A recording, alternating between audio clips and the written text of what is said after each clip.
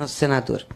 Bom dia a todas e todos. Presidente, para nós, mais uma vez, é um prazer o senhor estar aqui conosco, reafirmar os compromissos que o senhor tem com o Estado do Rio de Janeiro, da retomada das obras federais paralisadas aqui no Rio, os investimentos na indústria naval, no setor de petróleo e gás, mesmo sabendo que a matriz energética está mudando no planeta, mas é o nosso maior ativo do Rio de Janeiro, esse setor. Dizer da importância do senhor aqui conosco, Marcelo Freixo. Nós vamos ter, no próximo domingo, uma eleição que aqui é o berço do bolsonarismo, mas eu não tenho dúvida que o senhor vai muito bem nas áreas populares onde eu tenho andado. O senhor vai ter uma surpresa nas favelas, principalmente por conta do legado do senhor e da presidenta Dilma aqui. As favelas, 90% estão com o senhor e vai fazer toda a diferença aqui no Rio de Janeiro, eu não tenho dúvida. Então, Marcelo, na rua... Dia 2 é Lula no primeiro turno, Marcelo Freixo 40 e Siciliano 133. Pediu voto, né, presidente? Cara... Fabiano. Pessoal, bom dia a todos e todas. Presidente, satisfação para nós estar encerrando esse ciclo no Rio de Janeiro, tão importante, de reesperança para o Brasil. Com muita fé na sua eleição, presidente, para reconduzir o Brasil a um caminho de felicidade, transpor os desafios que a nossa nação nos impõe hoje. Fome e miséria precisam ser combatidos nesse país e a sua obstinação vai estar muito presente nesse ciclo. E dizer que o Rio de Janeiro tem na candidatura do Marcelo Freixo, do nosso senador André Siciliano, a esperança de reencontrar um caminho de desenvolvimento, aquela mudança tão sonhada do Rio de Janeiro, para que a gente construa um Estado que aponte felicidade e referencie o Brasil como ele sempre foi na sua história. Bom dia a todos e todas. Presidente, parece que faz pouco tempo que a gente estava acordado, para dizer que a gente está numa reta final de um processo muito importante aqui no Rio de Janeiro e no Brasil. A gente tem uma chance real de resolver essa eleição no primeiro turno, e isso não é pouco importante, e talvez mais importante do que o quanto o presidente Lula mereça vencer no primeiro turno, é o quanto um projeto autoritário de país merece perder no primeiro turno. É isso que a gente precisa entender também. A vitória precisa ser, antes de uma vitória nossa, uma vitória da democracia brasileira, e é isso que está em jogo, e o que a gente assistiu ontem só comprova o que eu estou dizendo aqui. Presidente, a gente está no Rio de Janeiro numa eleição também das mais importantes da história. Assim como a eleição brasileira é uma eleição que define se a Constituição de 88 vai continuar valendo ou não, né? Essa eleição é um plebiscito da Constituição de 88. É isso que funciona na prática. No Rio também. O Rio não pode ser um lugar que durante 4 anos vai tentar inviabilizar o governo Lula. O Rio precisa ser um lugar de apoio à mudança desse país, porque é muito difícil o Brasil mudar se o Rio de Janeiro não mudar. O Rio perdeu 700 mil empregos nos últimos anos. O Rio teve, na sua indústria, no ano de 2000, 20% do PIB vindo da indústria. Hoje não chega a 9%. A agricultura no Rio de Janeiro corresponde a 0,5% do PIB. Então, o processo de crise política do Rio de Janeiro levou a uma crise social, uma crise econômica que atingiu o mais pobre, atingiu o trabalhador. A indústria naval hoje no Rio de Janeiro está completamente despedaçada. O transporte não funciona. A gente passou 2 anos da pandemia, a gente tem o pior resultado do IDEB de todo o Sudeste. A gente tem o maior número de jovens fora do mercado de trabalho de todo o Sudeste.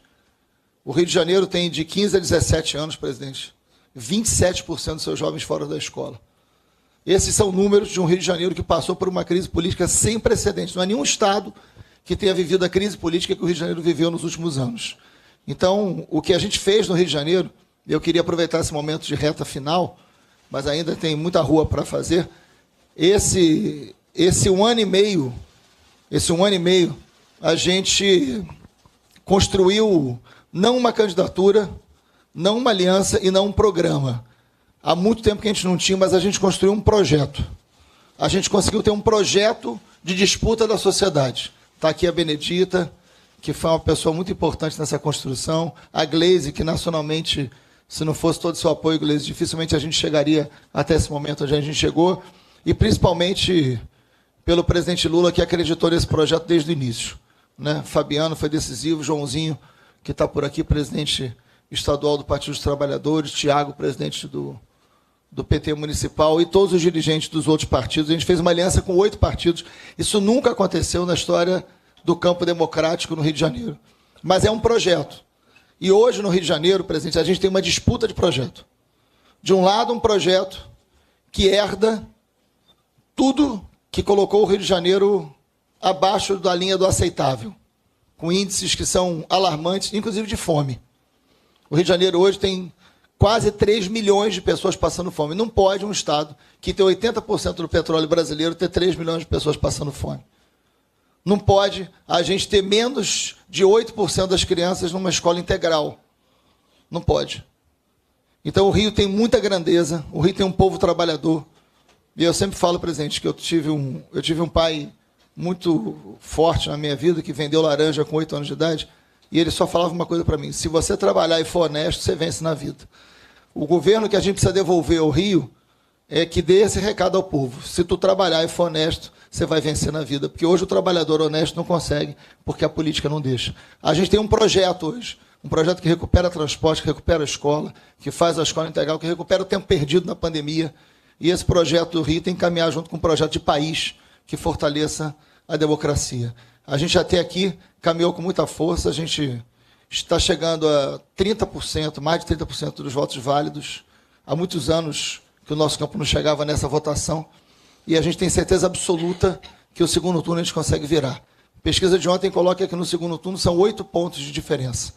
8 pontos de diferença, a gente não tem dúvida alguma que na rua e do lado do senhor a gente vira essa história e muda a história do Rio de Janeiro. Não é ganhar uma eleição, é mudar a história do Rio, é isso que está em jogo. E eu também quero aproveitar aqui para agradecer os profissionais da imprensa que foram muito importantes e muito honestos no trato com a gente. Olha, mas toda vez que você estiver falando que é imprensa, que você vê um fotógrafo com um canhão desse virado para você, você pode ter certeza que ele não está com boas intenções. Pode ficar certo, cara. Olha, gente, primeiro eu quero dizer para o Freixo que, a depender da vontade da direção nacional e a depender da minha vontade pessoal, você vai para o segundo turno, nós ganharemos as eleições no Rio de Janeiro, porque eu envidarei todo o esforço pessoal meu para que a gente possa manter um Estado do Sudeste importante da qualidade do Rio de Janeiro, governado por uma pessoa, sabe, progressista, por uma pessoa com compromissos de esquerda, com uma pessoa com compromissos com o povo. Eu espero que as eleições terminem no domingo, no meu caso. Eu estou confiante de que nós estamos muito próximos de ganhar essas eleições no primeiro turno. E se isso acontecer, eu terei muito mais tempo para dedicar ao Rio de Janeiro e ver que a gente pode eleger você e o nosso companheiro André Siciliano, que ele acha que sempre que as eleições aqui para senador se definem nos últimos dias. Vocês acompanharam o debate terminou depois das 2h30 da manhã. É uma coisa inexplicável você levar um debate até as 2h30 da manhã. Ou seja, um debate que poderia ter sido feito num sábado à tarde, poderia ter sido feito num sábado de manhã, num domingo, sabe? Poderia ter uma data em que a gente abrisse espaço para que o conjunto da população que vive no mundo do trabalho, que está desempregado, assistisse. Porque senão a gente faz um debate que começa às 10h30, é importante para uma parcela da sociedade, mas depois da meia-noite achar que o povão que a gente quer falar está assistindo televisão é nos enganar. Né? É cansativo, é um debate que você fala 3 minutos e fica acho que quase 15 na reserva ou no forno, sabe? Depois você volta, fala mais um pouquinho, depois você fica mais 15. Não tem uma sequência para esquentar o debate. Mas, de qualquer forma, é sempre importante. Debate é sempre importante porque é a chance que você tem de se encontrar com os adversários e poder trocar algumas farpas. A segunda coisa é que eu saio daqui agora, nós chegamos aqui no hotel, nós vamos dormir 4 horas da manhã, eu estou saindo daqui agora para Salvador, faço uma caminhada em Salvador, lá da Irmã Conceição, e vou até o Bonfim, são 1.700 metros de caminhada. Depois de Salvador, eu saio da caminhada, vou para Fortaleza, fazer mais uma caminhada de 2 quilômetros. Aí sou obrigado a dormir em Fortaleza, porque não tem como os pilotos, pelo cumprimento do horário deles, voltarem para São Paulo. E aí, no sábado, eu volto para São Paulo de manhã para fazer uma caminhada com o Haddad na Avenida Augusta, lá em São Paulo, e sabe, fazer um pequeno ato sem fala, sabe, fazer mímica ou, quem sabe, libra, alguma coisa, mas eu não posso deixar de estar no sábado com São Paulo. Olha, para mim, se a gente ganhar essas eleições em 3 estados importantes, como está previsto nas pesquisas, Rio de Janeiro, São Paulo e Minas Gerais, é um trunfo extremamente importante para construir a aliança política necessária para governar o Brasil. É muito importante a gente estar com o Rio, São Paulo e Minas Gerais, sabe, no mesmo palanque, no mesmo palco, no mesmo discurso e com a mesma disposição de reconstrução do projeto Brasil. Nós temos muita coisa para recuperar no Brasil. Todos vocês acompanham e sabem que o Brasil foi desmontado. Na questão ambiental, a gente vai ter que reconstruir todas as coisas, inclusive a começar do CONAMA, que era uma instituição totalmente da sociedade civil, onde o governo pouco tinha interferência. Eram quase, ao pé da moça dormiu ali, alguém pode pegar o pé dela e ficar fazendo massagem, que ela está com câmera. Então, a gente vai ter que recuperar o CONAMA, o CNBio, a gente sabe, tudo está para ser, o IBAMA, tudo está para ser, inclusive as instituições de fiscalização da Amazônia, das queimadas, vamos ter que reconstruir tudo. E isso para nós vai ser uma tarefa extremamente importante, porque esse vai ser um jogo combinado com o Ministério dos Povos Originários que a gente quer criar. A gente vai recuperar todas as áreas indígenas, a gente vai proibir qualquer ocupação de garimpo ilegal na Amazônia, qualquer desmatamento de madeira ilegal e qualquer plantação de qualquer produto, seja milho, soja ou cana, ou criação de gado em terra, sabe, que a gente tem que preservar. Ou seja, nós vamos dar o fim, porque o Brasil tem possibilidade ampla, só de terra de pastagem degradada, nós temos 30 milhões de hectares. Esses 30 milhões recuperados daria para a gente quase que dobrar a produção agrícola que nós temos hoje, sem plantar, sem precisar derrubar uma árvore em pé. Então, essa questão ambiental. Aqui no Rio de Janeiro, nós temos um problema sério, nós precisamos retomar as obras da construção de habitação, as obras de urbanização das favelas, onde precisar urbanizar as favelas. Nós vamos ter que recuperar a capacidade produtiva, sabe, da indústria de óleo e gás aqui nesse estado. Nós vamos ter que recuperar a indústria naval aqui nesse estado, além de tentar discutir que outro tipo de desenvolvimento a gente vai querer para o estado do Rio de Janeiro. O Rio de Janeiro precisa voltar a ser visto pela imprensa brasileira como um estado gerador de oportunidades, gerador de empregos, em que você pode estabelecer um outro padrão de desenvolvimento na base de pequenos e médios empreendedores individuais, na base de pequenas e médias empresas. Isso é plenamente possível. É só fazer valer a lei geral da micro e pequena empresa, é só ficar valer o simples, e é só tentar reajustar o que precisa ter reajustado para tomar um forte investimento na área, sabe, de saneamento básico e habitação popular no Rio de Janeiro. Eu acho que com uma vitória do Freixo, a gente pode fazer uma combinação perfeita, a gente pode fazer algo que funcione como se fosse uma verdadeira orquestra regida por um maestro, sabe, que quer fazer as coisas funcionar. Essa é a minha disposição, por isso que eu quero te dar a minha garantia de que, tendo o segundo turno, Eu virei muitas vezes ao Rio de Janeiro no período segundo. Mesmo que eu esteja disputando o segundo turno, o Rio de Janeiro será um estado privilegiado na minha agenda nessa próxima fase da campanha. Por último, gente, dizer para vocês que quero utilizar o microfone de vocês para dar um recado para o povo brasileiro, que é o seguinte, é dia de votar. As pessoas que estão desanimadas, as pessoas que possivelmente estejam pensando em não ir votar, em anular o voto e se abster, que não faça isso. Sabe, não faça isso. Mesmo que você tenha 70 anos e já não precisa mais votar, ou você tenha 16 anos, tirou o título, mas quer dormir até tarde, não quer votar, não faça isso. Levante e vá cumprir com o seu dever cívico, porque você votando, você tem o direito de cobrar. Você tem o direito de encontrar com o governador, de encontrar com o presidente, de encontrar com o deputado e você cobrar. Se você não vota, você fica um cidadão desprovido de qualquer competência de provar ou questionar os eleitos.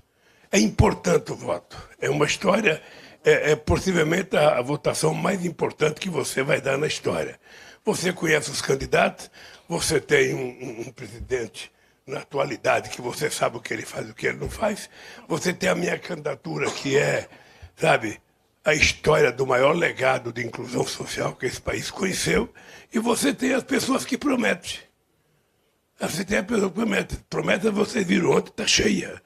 Então é preciso que o povo vá, escolha, vote, para a gente poder consertar o Brasil. Não será fácil a tarefa de consertar o Brasil.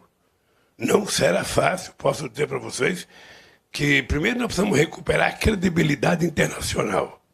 Né? O Brasil virou um país, sabe, que ninguém quer vir aqui conversar com esse atual presidente. Ele não é recebido em nenhum fórum internacional. Não existe qualquer brecha desse país ter chance de atrair investimento de capital interno direto, sabe, com esse presidente continuando. Então, se a gente quer mudar esse país, nós estamos dizendo para o povo brasileiro que o PT está à disposição, junto com seus aliados, para fazer as mudanças necessárias. Eu sei que é muita briga, eu sei que serão 4 anos muito difíceis, 4 anos que a gente vai precisar de muito mais gente do que nós, muito mais gente do que os setores progressistas, muito mais gente que a esquerda. Nós vamos ter que trazer uma parcela significativa da sociedade, do mundo intelectual, sabe, do mundo acadêmico, sabe, de pequenos e médios empresários, pequenos e médios produtores, para participar com a gente. Por exemplo, eu não quero, sabe, a relação minha rural com um produtor que nem o Tenório da novela Pantanar, sabe, que é um grileiro, tá? Ele é grileiro, ele é invasão, ele é um matador. Eu quero com o Zé Alonso, que é um fazendeiro mais moderno, que cuida do meio ambiente, que cuida do seu rebanho direitinho, ou seja, que pensa numa política ecologicamente correta, sabe, que pensa numa agricultura de baixo carbono. É tudo isso que eu quero nesse país. Então, é o seguinte, eu estou muito otimista. Muito otimista. Estou otimista comigo, estou otimista com o Freixo, estou otimista com o André, estou otimista com o PT a nível nacional e eu acho que nós temos uma grande chance. Quero agradecer, Freixo, a solidariedade até agora e me despedir de vocês dizendo, se tudo der certo, até a semana que vem. Tá? Porque você acabou o primeiro turno, meu caro, não tem tempo de parar. Não é, vou descansar segunda-feira, descansar coisíssima nenhuma. Segunda-feira o bloco tem que estar, Joãozinho, Tiago, o bloco tem que estar na rua na segunda-feira. É porque os deputados eleitos podem até falar, agora eu vou descansar. Mas o cara que foi para o segundo turno não tem descanso. Não tem tempo, vou tirar umas meia férias. Nós temos que começar no dia seguinte a ganhar essas eleições. Tá? Então eu quero dizer ao povo do Rio de Janeiro que o Freixo pode contar comigo, sabe, como se eu fosse candidato aqui no Rio de Janeiro, porque para nós é imprescindível a vitória de um homem da personalidade do Freixo. É imprescindível para o Rio de Janeiro. Eu acho que o Rio está precisando dar uma chance ao próprio Rio. Sabe, eu acho que o Rio está precisando, fazer uma reflexão do que aconteceu nesses últimos períodos, sabe? E entender que deve escolher um candidato a governador que tem a cara do Rio, que tem o compromisso do Rio, sabe? Que quer modernizar o Rio, que quer moralizar o Rio. E eu acho que essa pessoa é o companheiro Freixo. E o André Siciliano, eleito senador da República, a gente tem a certeza de que terá um companheiro, sabe, de longa data no Senado nos ajudando. Dito isso, Freixo, eu vou me despedir de você, agradecer à imprensa, sabe, e espero que vocês estejam todos com saúde. E a semana que vem a gente está aqui, o Corinthians vai pegar o Flamengo na Copa América. O Corinthians vai pegar o Flamengo na Copa América. E vamos ganhar do Flamengo lá em São Paulo e ganhar aqui. O título a gente vai ganhar aqui. Tá bem? Eu não posso contrariar o senhor hoje. Gente, um abraço. Obrigado pelo carinho e até a próxima semana. E, olha, eu vou falar aqui com sinceridade, gente. Olha, eu sei que voto é livre, sabe? Você vota em quem você quiser, mas, pô, ó como o 3 é bonito. É coisa mais certa fazer 1 e 3. Se você quiser votar em nós agradecemos. Uma, duas perguntas, rapidinho. Por favor. Pessoal, só. Só um pouquinho, o pessoal se apresenta, diz nome e veículo.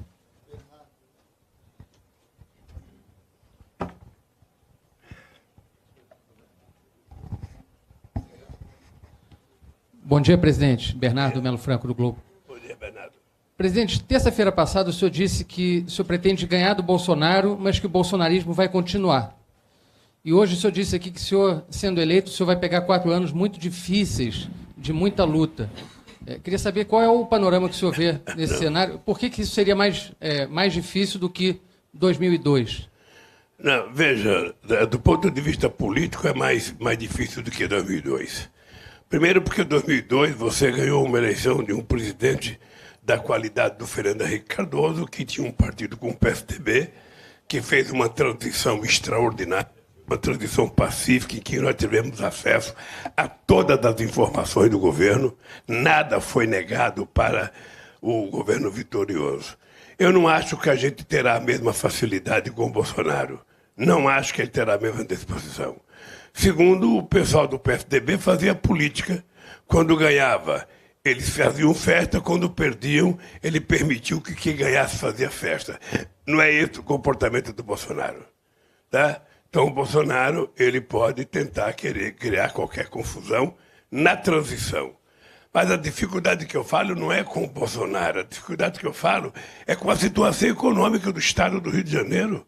É com a situação social do Estado do Rio de Janeiro. Esse Estado aqui era um canteiro de obras quando eu deixei a presidência da República. Quando eu deixei a presidência da República, qualquer obra, em qualquer morro no Rio de Janeiro, em qualquer favela, a maioria dos funcionários que estavam trabalhando eram os funcionários da comunidade que estavam contratados para trabalhar. E a gente não tem mais isso hoje. A gente não tem mais investimento, a gente não tem mais as obras, e nós precisamos recuperar isso. Nós precisamos recuperar isso. Nós precisamos recuperar a inflação, sobretudo, baixar a inflação no alimento, que ela ultrapassa os 14%, e alguns produtos a 15%. Nós precisamos facilitar o aumento da produção agrícola, sobretudo na pequena e média propriedade. E nós vamos ter que recuperar o prestígio internacional do Brasil para que a gente possa ter calma. Sabe, lá fora é muita gente preocupada com o que pode acontecer no Brasil. Muita gente preocupada, você não tem noção a quantidade de telefonemas que a gente recebe, a quantidade de pessoas que estão se inscrevendo para vir para cá acompanhar o processo eleitoral. Sabe, o Brasil hoje ele está gerando uma expectativa muito grande para toda a América do Sul e para toda a América Latina. Sabe, na União Europeia você tem uma maioria de países torcendo para que o Brasil ganhe as eleições. Já tem uma lista de quase 8 países da Europa que querem ligar para a gente na segunda-feira para estabelecer uma nova relação. Você tem a América do Sul inteira querendo que o Brasil ganhe para ver se a gente consegue coordenar outra vez uma instituição multilateral como a Unasul e tentar discutir projetos que são de desenvolvimento. Você não pode ter no Brasil um presidente que fica provocando a Argentina todo dia. A Argentina é o nosso maior parceiro comercial. É uma burrice de quem governa. Então, o Brasil, nós vamos ter dificuldade de recuperar um monte de coisa que foi feito desmonte aqui. Sabe? E nós temos, veja, só do PAC, veja, o PAC, quando ele foi pensado, Freixo, o PAC ele investiu 1,4 trilhão de reais. Desse 1 trilhão ao total era quase 26 mil obras. Nós entregamos quase 14 mil obras do PAC. Nós temos mais de 13 mil obras em andamento que tinham ficado, algumas com 30%, 40%, 50% paralisadas, e desde o golpe está paralisada até hoje. Nós precisamos reconstruir isso. Tem mais 5 mil projetos em construção, e nós queremos reconstruir a parceria com o governador. Se o Freixo ganhar as eleições, a gente vai vir aqui uma semana depois das eleições estabelecer um acordo, quais os projetos mais importantes para cada estado da federação, o que a gente pode fazer a nível de orçamento da União, o que a gente pode fazer a nível de financiamento do BNDES, o que a gente pode fazer a nível de financiamento de investimento estrangeiro, para que a gente possa imediatamente começar a tocar a máquina para gerar empregos, porque é isso que vai fazer a economia voltar a ser saudável. É ter emprego, ter salário, ter renda, ter consumo, e essa roda gigante, sabe, virando de forma consequente, a gente vai resolver os problemas do Brasil. Presidente, bom dia. Renata Varandas, da Record. Presidente, a gente tem chances reais de ganhar essa eleição em primeiro turno. O senhor tenta reduzir abstenções, mas o que dizer agora, nesses 2 últimos dias aí, para as eleições, para as pessoas que ainda estão indecisas e que podem justamente decidir? Olha, eu só tenho que pedir para as pessoas votarem. As pessoas têm que ir para a rua, as pessoas não podem aceitar nenhuma provocação. As pessoas têm que ir à urna calmamente e votar. Dentro da urna você não tem que dizer para quem você está votando, vai lá e digita. De preferência, digita o 13, é muito mais fácil do que qualquer outro número. Vai aparecer minha cara sorrindo para presidente, para governador vai aparecer a cara do Freixo sorrindo, para senador vai aparecer o Cediano, umas caras mais bonitas que vai aparecer na telinha. E eu acho que as pessoas têm que votar. Eu te disse agora, eu vou para a Bahia daqui a pouco, eu vou para o Ceará à tarde e vou para São Paulo amanhã, tudo com o objetivo de motivar as pessoas que estão com dúvida a irem votar. Seja jovem de 16 anos, ou seja pessoas com 75 anos, com 80 anos. Eu tenho 76 anos e vou votar tranquilamente, sabe, lá em São Paulo. Esse é o apelo que eu faço para a sociedade brasileira. Vamos ajudar a mudar o Rio de Janeiro. O Rio de Janeiro não pode continuar aparecendo com a sua cara nas páginas de jornais policiais. O Rio de Janeiro precisa aparecer com as suas manchetes na cara do desenvolvimento, na cara da cultura, na página da cultura, sabe, na página, nas praias tudo limpa. Eu vi, ontem, até esqueci de dizer isso, eu vi uma notícia na televisão ontem, no jornal, que o Guedes quer privatizar as praias. Ô, gente, como é que alguém pode querer privatizar um único bem público que dá ao pobre a aparência de rico? Porque você pega um cidadão que pode ser o mais pobre do mundo, colocou uma sandália havaiana velha, colocou um short e veio para a praia, você não sabe se ele é rico ou pobre. Você vai tirar isso do cara?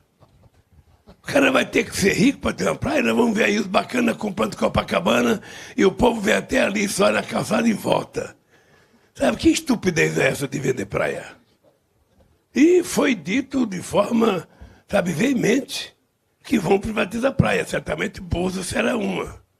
Quem não foi, corra para pisar o pé na água. Então, a verdade é que essa eleição, gente, é a eleição mais importante. Essa eleição significa uma mudança de paradigma na compreensão do que é o papel do Estado, o papel da cidade. Sabe, onde é que vai estar o povo colocado, sabe, nessa nova ordem econômica, política e social. Então é isso. Por isso que nós vamos apelar para as pessoas votarem. E o Rio não pode mais, o Rio não pode mais ser vítima do WhatsApp. A gente não pode mais ter um governador como um juiz que vocês elegeram achando que era a suprema, sabe, sabedoria de colocar um juiz, sabe, que deu no que deu. Depois do juiz, só o padre Kelme. Sabe? É isso. Última pergunta, a gente tem uma agenda grande ainda hoje. Marcelo Auler, eu estou aqui pelo site 247. Presidente, eu vou pegar na mesma toada do Bernardo Melo Franco. Nessa campanha, o senhor surpreendeu a todos, fazendo composições que pareciam impossíveis, a começar pelo seu vice. Agora, o senhor ganhando, como as pesquisas dizem que o senhor ganha, pode ser no domingo, pode ser no final do mês, mas a vitória, as pesquisas não afastam essa possibilidade, cravam essa possibilidade. O senhor vai ter um congresso que o senhor não vai ter uma bancada majoritária. E vai ter um centrão, lá com Arthur Lira, com as garras dele. Como lidar com esse congresso e com esse centrão? Marcelo, primeiro, a única coisa impossível na vida é Deus pecar. O resto tudo é possível. Olha, eu acho que tudo é tão possível que quando eu digo para você que eu tenho 76 anos, energia de 30 e tesão de 20, você pode acreditar. Eu nunca tive com tanta vontade de fazer as coisas como eu estou agora. Nunca tive. Eu nunca tive tanta compreensão de que as coisas estão difíceis, mas que é possível fazer. E que somente um cara que tem a relação com a sociedade organizada que eu tenho, com as pessoas com que eu convivo da militância política, é que pode ter certeza que vai fazer as coisas que tem que acontecer. E veja, quando eu fui buscar o Alckmin para ser o meu vice, eu queria era afrontar exatamente a coisa da política que está na nossa cabeça, de que não temos só que estar todo mundo junto, tem que ser só nós da esquerda, tem que ser só nós socialistas, só nós não sei das quantas. Eu tinha que mudar isso porque eu, da outra vez, eu tinha perdido 3 eleições com 30%. Quando eu fui buscar o Zé Alencar, eu ultrapassei os 50% que eu precisava. O Alckmin, a fotografia minha com o Alckmin, é a possibilidade de ter, sabe, os 20% ou 25% que falta sempre ao PT. E dessa vez eu comecei com 45%. Dessa vez eu comecei num padrão do segundo turno das outras eleições.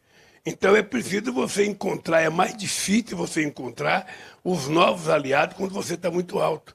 E o Alckmin está me dando essa força. Por isso é que nós fizemos aliança com 10 partidos pequenos que nunca tinham vindo com a gente. É por isso que a gente fez aliança com todas as centrais sindicais. Antes era só o PT e a CUT. Ou seja, há uma disposição maior de muito mais gente de querer fazer as coisas acontecerem. Há empresários que querem participar. Então, vejam, nós vamos voltar a criar o Conselho de Desenvolvimento Econômico e Social. Eu quero 100 pessoas lá, quero empresário, grande, pequeno e médio, quero banqueiro e quero bancário, para que a gente discuta a política pública. Nós vamos voltar a fazer as conferências nacionais para definir a central das políticas públicas. Nós vamos querer fazer o orçamento participativo a nível nacional. Para a gente fugir do orçamento secreto, vamos apresentar para contrapor o orçamento secreto um orçamento feito pelo povo, via rede digital. Vamos chamar o povo a participar da elaboração do orçamento para que a gente possa dizer, olha, tem outra proposta de orçamento feita pelo povo aqui, a gente não vai aceitar a imposição do Congresso. E, por último, o Centrão não é um partido político. O Centrão é um conjunto de interesses, sabe, que você lida com ele a cada momento de acordo com a circunstância. Tá? O Centrão, quando terminar as eleições, você vai procurar os partidos individualmente para conversar e você não vai ter mais o Centrão agindo enquanto Centrão. Você vai ter forças políticas que viraram quase todas cooperativas de deputados. Antigamente, você tinha partido político, quando você conversava com o presidente do partido, você fazia um acordo partidário. Hoje, você conversa com o presidente do partido, ele não manda mais nada, porque o que manda é o deputado, que é o dono do partido, regionalmente. Então você tem que negociar com o cara do partido no Estado. E às vezes você tem que ligar com várias pessoas, porque é tudo pequenos grupos. Não tem mais a liderança que importa. Antigamente você fazia acordo com o líder de um partido político, estava fechado o acordo. Hoje não. Hoje você faz um acordo com o líder, depois aparece a bancada de tal estado, a bancada de tal estado, a bancada... É um eterno negociar, pela inexistência de partidos definidos. É por isso que eu sou defensor da criação de partidos políticos fortes, que a gente possa sentar em torno de uma mesa, pactuar uma coligação, pactuar um pacto entre esses partidos e governança. Sabe? Porque senão você é obrigado a ficar refém do Congresso. E ninguém consegue governar forte sendo refém do Congresso. Tá? Bom para governar quando você tem, como eu tinha em 2010, 87% de bom e ótimo. Aí é bom, nenhum deputado fala nada contra você. Durante a campanha não tem nenhuma reivindicação, não tem nenhum cartaz contra você em lugar nenhum. Em 2010, a Dilma foi candidata a presidenta, não tinha uma única menção contra o governo em toda a campanha. O Serra, que era o adversário da Dilma, começou com a campanha com uma foto minha e ele. Eu também sou amigo do Lula. Sabe? É essa política que você constrói para poder governar. Você não vai governar construindo inimizade. Você não vai governar construindo inimizade. Você não pode deixar de conversar com quem foi eleito. O suplente pode ser melhor, mas o suplente não tem mandato. Então você não conversa com o suplente, você conversa com quem está lá. Goste ou não goste, você precisa conversar. Sabe? E eu tô... Cara, são 76 anos, eu arrumei uma mulher para casar outra vez. E estou apaixonado, por que eu não vou consertar o Centrão? Estou muito animado. Estou muito animado e pode ter certeza que vocês vão viver bons momentos nesse país. Tá? Um abraço, gente. Obrigado, pessoal.